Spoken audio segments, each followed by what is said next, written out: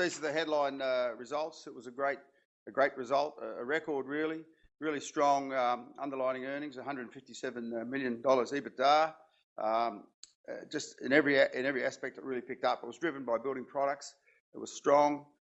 Sols was particularly pleasing, and our property contribution just keeps running, although there was no major transactions this year as there was in the prior period. I think one of the things, particularly for your retail shareholders, retail investors that you've got, is our dividend history. The dividend was increased again by 1 cent to 18 cents fully franked for the half.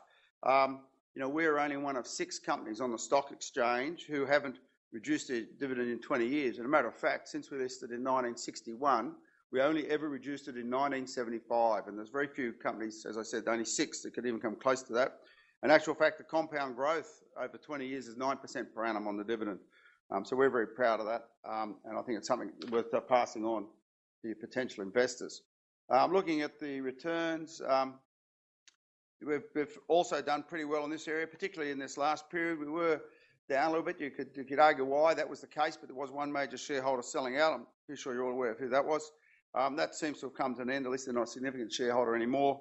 We did come up 16%, but since the end of the half, we've come up another 8%. I haven't looked at it in the last few days, but the share price was a few cents off the record before the Anzac break. So it's been an excellent performance. Longer term has been with the index, but I think as we sort of climb up a little bit further, we'll see that will improve those longer period analysis there. Just look at the main part of the business. For those who aren't aware, there's 3 main parts: the brickworks, the building products, the one that we're all famous for, of course, Austral Bricks. But there are other divisions. Austral Bricks is about half the business. Property development, something we've created over the last sort of 10 years out of our surplus land. It's now worth $539 million. It's not far from surpassing the building products business, which has only got $665 million of net assets.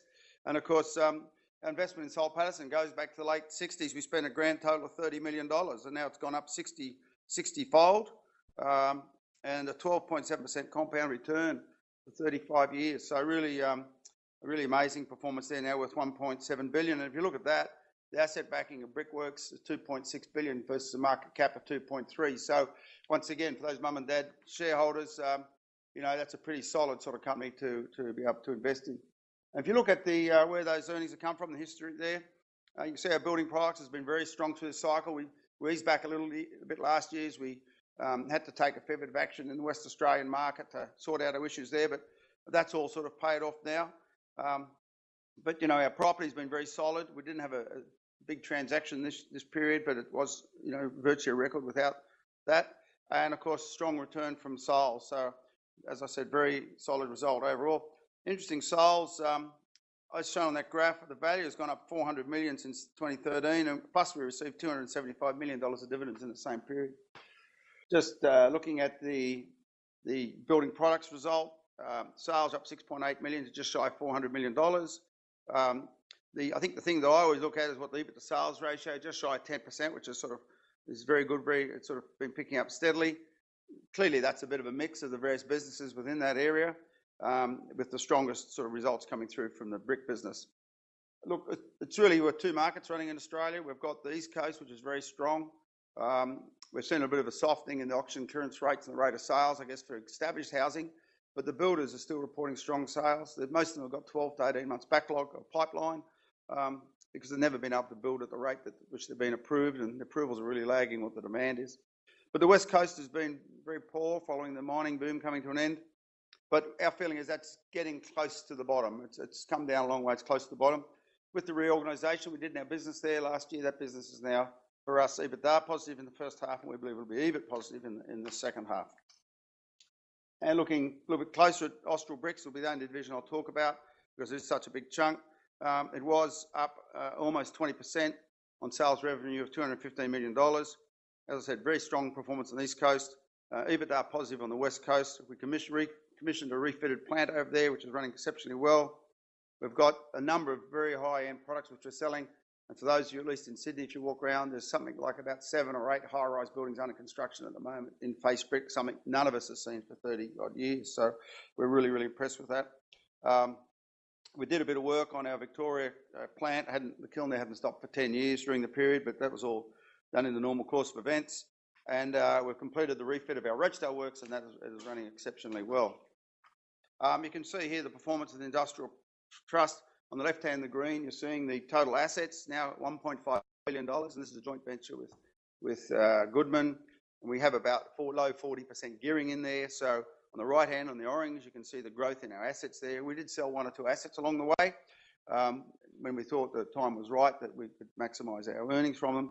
But anyhow, more than $500 million there, and at the moment we still have significant parcels of land to be developed. All the land is in the trust, but the services are going in as we speak, and that will be coming through in due course. So there's at least another 5 or 10 years of development at the rate that we've seen the last few years. We tend to add about $50 million of assets a year to that part of the business.